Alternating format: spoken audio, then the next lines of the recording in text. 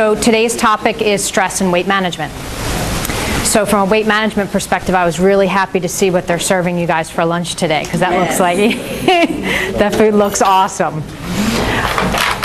When we think about stress, stress is affecting all these aspects of ourselves. It affects the body, it affects the mind, it affects our emotions, and it affects our behaviors.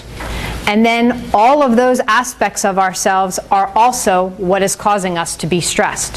So they're working against each other and with each other to facilitate stress in the body.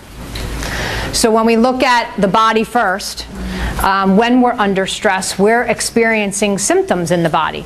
We have things like headaches, and we get infections. Our muscles get tight. You might feel your jaw get tight.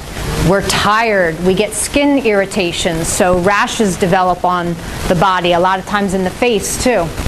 And then also we lose our breath. We're going to talk a lot about that today as part of stress. Within the mind, when we're stressed, think about what happens with your thoughts, right? We start to worry, we can't think straight, all our thoughts start running together. It impairs our judgment, so our ability to think clearly and make good decisions. Sometimes we have nightmares, we're negative, we make hasty decisions because we're just moving so fast, we're not even thinking, we're not linking choice and consequence. So we make hasty decisions, so the mind is affected. So the breath is really important, because that's something that you actually have to get control of to then control some of these other things like your thoughts, because of my thoughts, if I'm in the stress response, my thoughts are going crazy, my emotions are going crazy, my behaviors are going crazy. Guess what the fastest tool you have to bring yourself back to being present and get your grip is your breath. That's why do you think everybody says, relax, chill out, count to 10, take a breath, right? Right? So how many of you have been paying attention to your breathing? Yeah, how far are you getting with your breath? Not very far, okay? So when we think about breathing, the average person has 21,600 breaths every 24 hours. That is 15 breaths per minute. If you are taking more than 12 breaths per minute, you are living in the sympathetic response, okay? And the average American's taking 15. We have 60,000 independent mental thoughts. And so it's all happening in here. So if you were thinking about what was going on today, some of you are having thoughts, I'm really excited about this presentation, can't wait to go there. Oh, they're serving food. I wonder what they're going to have for food. I wonder if I'm going to like it. Oh, who's this presentation called? Oh, well, oh, yeah, right. And do I get an incentive? Well, I got to remember to sign in. This is what your mind's doing. Okay? That's what's going on, and it's getting sidetracked.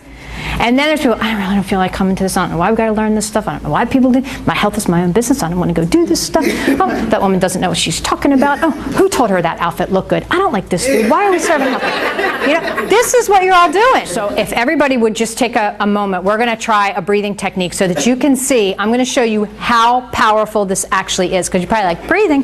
Really? It's going to have this much impact on me?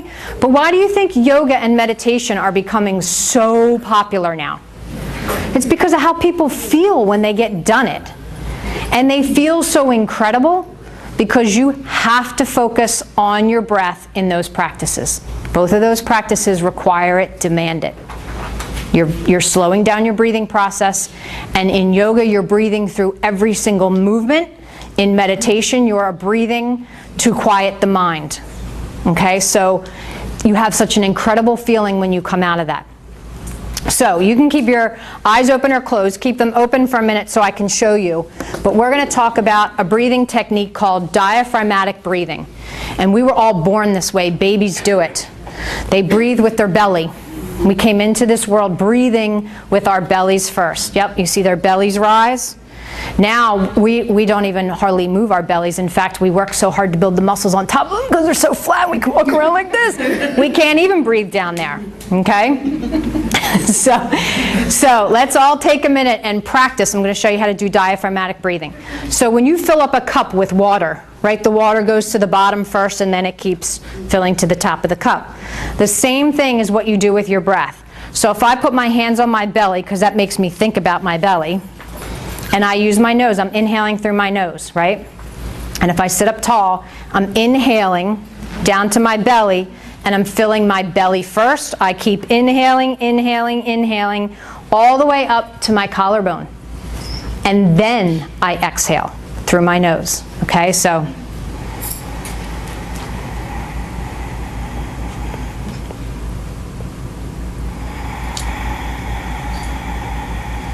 it might even feel hard to even keep inhaling that far, right? Because it's going to take practice, because you have to develop these muscles, okay? So most of us are like, I can't even keep inhaling. I can't, right? Right? Because it's like, I'm done. I got to my belly, I'm done. So it's going to take practice, because you're going to keep it. I don't know if you could see me, but if you could see my chest expanding, but I'm inhaling all the way up.